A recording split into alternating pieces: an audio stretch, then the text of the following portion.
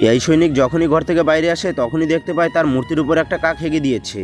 আর হঠাৎ করে সেই হাগাটা তার উপরেও পড়ে যায়, কিন্তু সে সেটাকে পাত্তা না দিয়ে কাপড় চেঞ্জ করে এবং জগিং করার জন্য আবারও বের হয়ে যায়। পরের দিন সে জ্বালানা দিয়ে মূর্তিটাকে দেখছিল, তখনই হঠাৎ করে অনেক জোরে বৃষ্টি শুরু হয়ে যায়, যার কারণে মূর্তিটা ভিজে যায়। কিন্তু তখন তার শরীরেও জল পড়ছিল, আর এটা দেখে সে কিছুই বুঝতে পারছিল না, কারণ তার ঘরের মধ্যে কোনো রকম ছিদ্র ছিল না। আর এই দৃশ্য দেখে সে বুঝতে পারে এই মূর্তিটা তার সাথে জুড়ে গেছে, যার জন্য সে পরের দিন মূর্তিটাকে ভেঙে ফেলার সিদ্ধান্ত নেয়।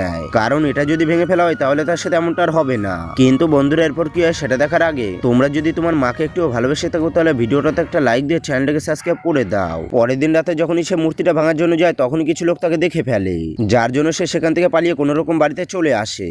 বাড়িতে আসার পর সে দেখতে পায় তার পা থেকে রক্ত বেরোচ্ছে, কিন্তু তখনই তার মনে পড়ে সে মূর্তির এই জায়গায় আঘাত করেছিল।